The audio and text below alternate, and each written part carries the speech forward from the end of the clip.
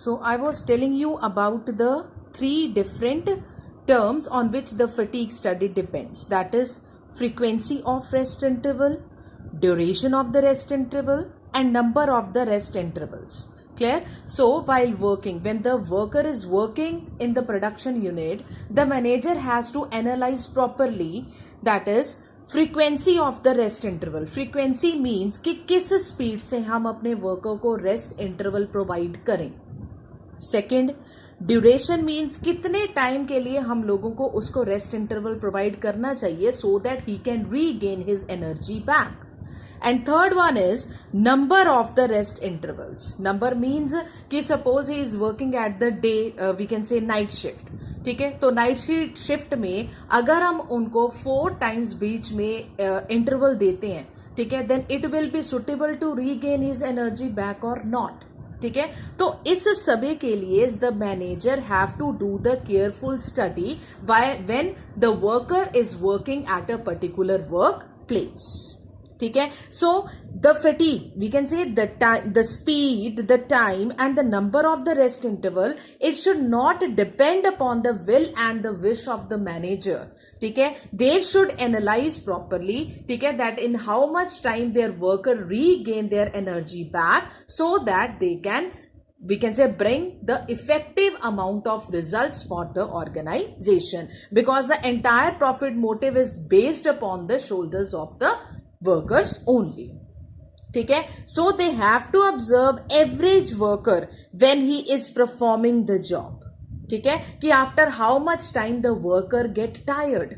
ठीक है, तो naturally when he become tired, naturally he will in the need of the rest. At that period of time they have to decide that at which time interval they have to give the rest procedure to the workers to regain their energy back. ठीक है, so this is one of the technique which is related to the work study. तो ये technique को हम क्यों study कर रहे हैं? To bring about the efficiency in our working area. Clear? Third बच्चे we are having, after the fatigue we are having method study. Method study means there must be one best method for performing the job. ठीक है, so one best method means the method which give them maximum production with minimum cost. ठीक है, so this is the one best method of performing the job. ठीक है, और ये method कैसे हम utilize करेंगे? It depends upon, that is the objective of the method study is to minimize cost, number one. ठीक है, maximize production, okay, and third one is the quality maintenance. ठीक है, and for these 3 reasons they are doing the method study. ठीक है, and quality maintenance means because they want to provide the complete customer satisfaction to their customers. ठीक है, and once the customer is satisfied in the market, naturally in return you people will start fetching up more amount of profits from the market. ठीक है, so naturally we can say like one best method. In your +1 also, when you were studying the economics, I have told you that there are 2 techniques of production. One is labor intensive technique and other one is capital intensive technique. ठीक है, तो method study में क्या होएगा? Manager will analyse this both method, क्योंकि या तो production होती है लेबर इंटेंसिव से या प्रोडक्शन होगी कैपिटल इंटेंसिव से. ठीक है, तो manager they will analyse the both method. ठीक है, both the method means what they are analysing, कि जिसमें हमारी प्रोडक्शन है वो ज्यादा हो रही है और कॉस्ट कम हो रही है. ठीक है, कॉस्ट कम लग रही है, the manager will choose that best method to perform the particular task. ठीक है, so this is all about the method study, that in order to have one best method क्यों कर रहे हैं हम? Again, in order to improve the efficiency of the work, Why I am correlating all these studies with one main aspect, that is of work study, so that you can understand that why we people are studying all these techniques under the work study. So that's why I am relating each, and fatigue study I have related to the work study, method study I have related to the work study. Okay, so this is how we will understand that why these criteria are being considered under the work study. Clear? Third we are having, that is the time study. Time study means that there must be one standard time to do the job. Workers को बोल दिया कि you people have to do this task. We are not consigning them any kind of the time. ठीक है, तो naturally the worker will feel, we can say, lethargic. ठीक है, कि मैनेजमेंट ने कौन सा हमें ये बोला है कि इतने टाइम तक हमें प्रोडक्शन देनी है. ठीक है, सो फील फ्री, आज हमारा काम करने का मूड नहीं है, आज नहीं करते, 2 दिनों बाद कर लेंगे. ठीक है, so time study also it plays the very important role. ठीक है, so whenever we people study about the time period also it requires number 1. ठीक है, जैसे मैं आपको हर एक स्टडी के अंदर पॉइंट्स दे रही हूं मेन. ठीक है, लाइक मेथड स्टडी के अंदर मिनिमम कॉस्ट होना चाहिए, maximum production, quality maintenance. Please write down these main points. ठीक है, because whenever you people have to do the explanation of one particular technique, ठीक है, these points will help you out. Clear? So now for the time study, ठीक है, the manager must determine the standard time to perform the job. ठीक है, then we are having standard target. ठीक है, so सबसे पहले हमारे पास आएगा standard time भी people have to set up. After that we will see the standard target for the workers. ठीक है, that how we people have to distribute the work so that each and every work should be done with the proper minimum time. Clear? And then we are having determining the, next we are having number of workers, ठीक है, to complete one particular task. ठीक है, and next we are having characterizing the worker into efficient and inefficient workers.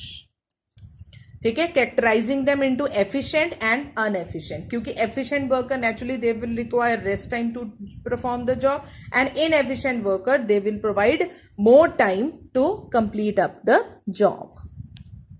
Clear? So we can say time study Taylor suggested that they will observe the average worker when he is performing the job. ठीक है, with the stopwatch. They will have the stopwatch in their hand. ठीक है, and they will note down that what kind of average time that has been taken by the worker to complete the job. ठीक है, so average worker को वो पहले देखेंगे, ना तो वो इंटेलिजेंट वन को देखेंगे, ठीक है, ना वो we can say inefficient one को देखेंगे, वो एवरेज वर्कर को लेंगे. ठीक है, अपने पास वो लिखेंगे स्टॉप वॉच. ठीक है, again the manager will oversee the work of the person. ठीक है, that in how much time that person is able to complete up the job.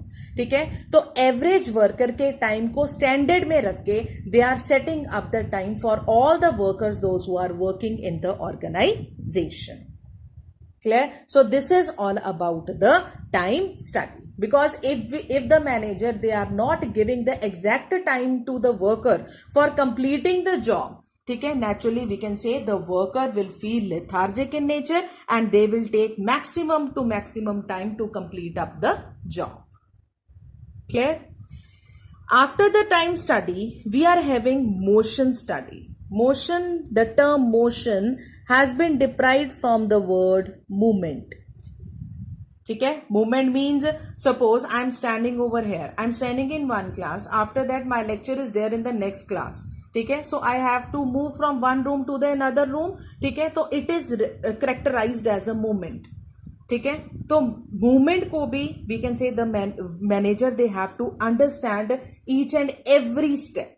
ठीक है, तो इसके लिए what they are starting for the movement.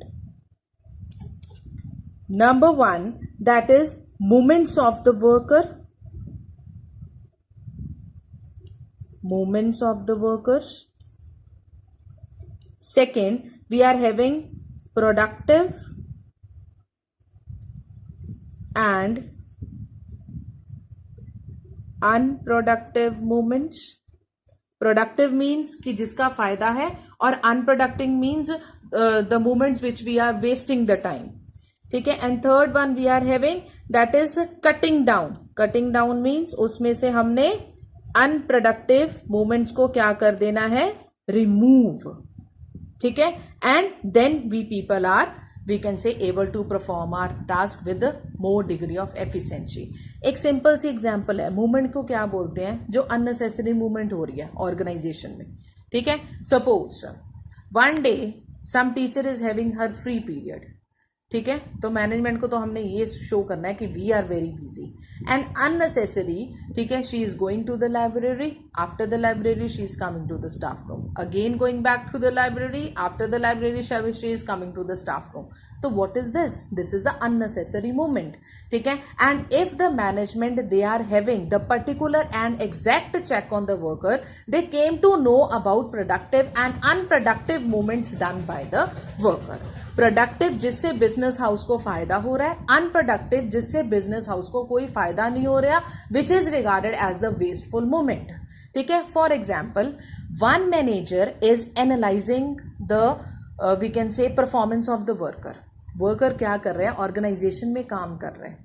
ठीक है. तो सिंपल सी एग्जाम्पल है बच्चे, manager, suppose I am the manager, I am having the analysis report. I have to prepare the analysis report on the part of the worker कि वो दिन में कितनी unnecessary movements ले रहे हैं. क्योंकि being a manager, I will tell him कि इन unnecessary movements को avoid करो, इसके साथ तुम लोगों की एनर्जी वेस्ट हो रही है. इसलिए बेटर ये है कि यहां से एनर्जी तुम वेस्ट करने की बजाय अपनी एनर्जी कहीं पे और यूटिलाइज करो जिससे मैनेजमेंट को फायदा हो. ठीक है. जिसमें वर्क में और इंप्रूवमेंट आए. तो एक दिन क्या होता है, मैनेजर देख रहा होता है वर्कर को, वर्कर क्या कर रहा होता है. ठीक है. एक नेल, जिसको हम बोलते हैं ना मेख, वो नेल लगा रहा होता है वॉल के ऊपर. ठीक है. और वो ना किसी स्टेयर मींस लेडर पे खड़ा होता है. लेडर के ऊपर उसने क्या रखा होता है, एक टूल बॉक्स रखा होता है. ठीक है. तो वो क्या कर रहा होता है, नेल को लगा रहा होता है ऊपर. ठीक है. तो उसने 7-8 नेल्स लगानी होती है. तो वो क्या करता है, जब एक नेल लगाता है ना, वो फिर से बेंट होता है दूसरी नेल उठाने के लिए. ठीक है. दूसरी लगाई, फिर तीसरी नेल उठाने के लिए वो बेंट हुआ.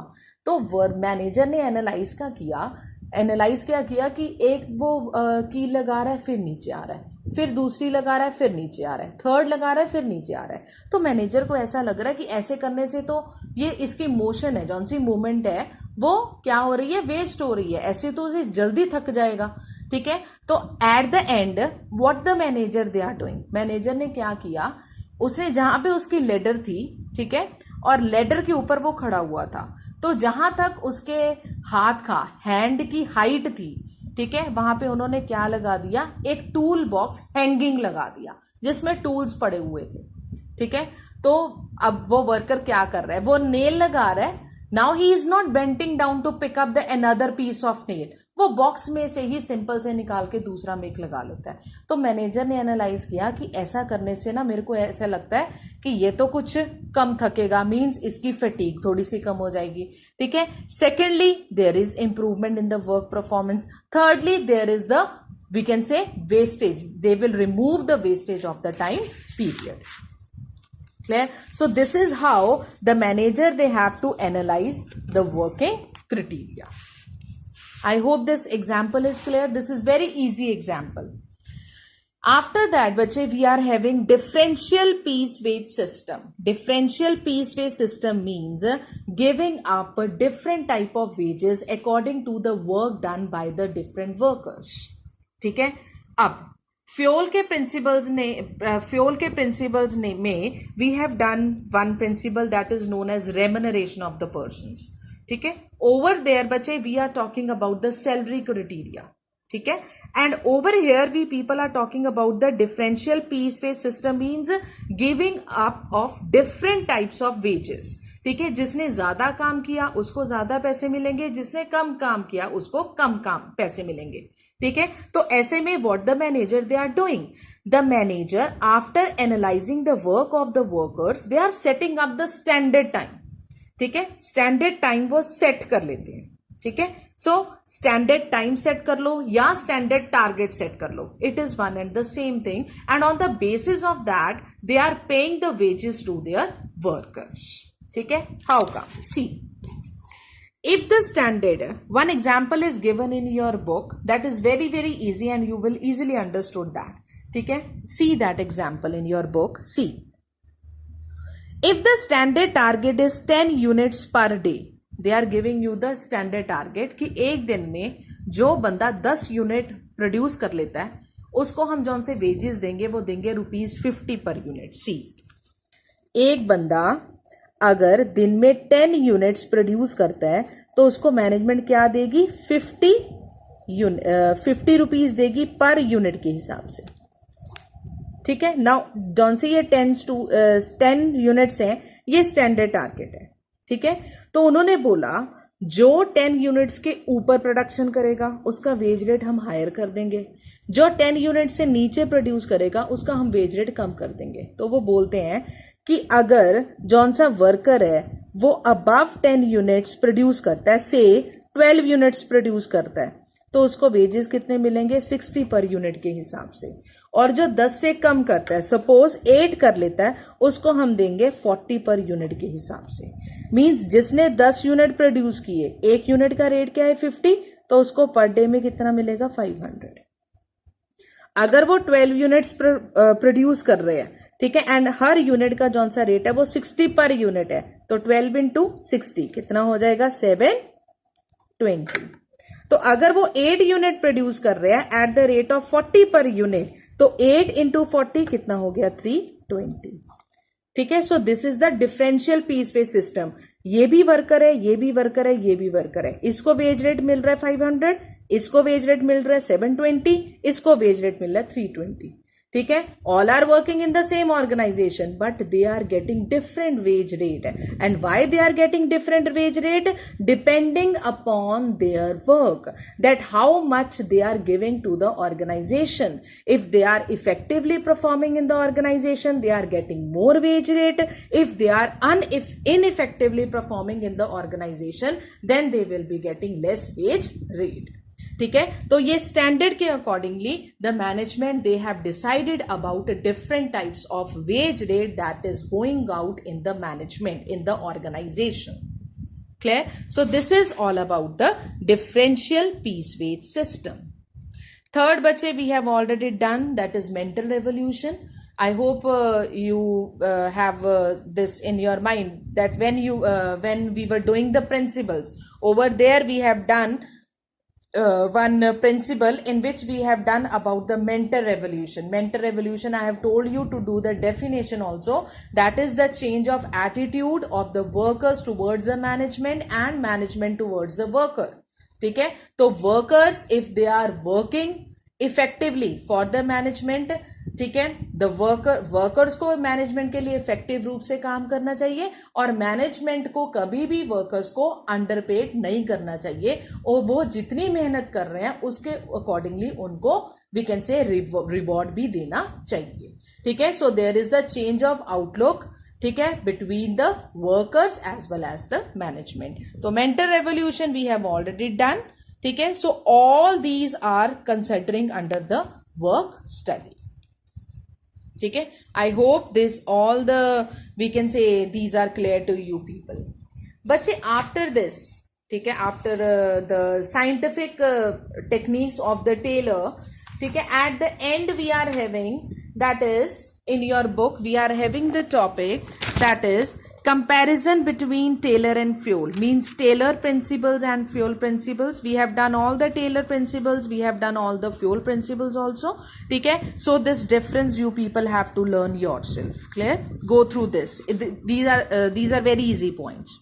Next is Taylor and Fioll's principle similarities. These are the differences. ठीक है, that how Taylor's principles are different from the Fioll's principle. ठीक है. After that there is one topic related to the similarities. ठीक है, that how the principle of Taylor and Fioll they are similar to one another. ठीक है, क्या हमने Fayol में पढ़ा और क्या हमने टेलर में पढ़ा. ठीक है. So they you people have to distinguish. Similarity तुम लोगों को बतानी है. This topic is also very simple. ठीक है. So with this बच्चे we are finishing our second chapter, that is the principles of the management. This chapter is very very easy.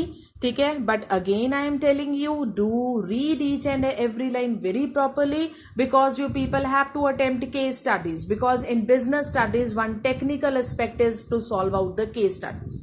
ठीक है. So be regular in your studies. ठीक है. I will sending you the case study from time to time also. Do practice those case studies.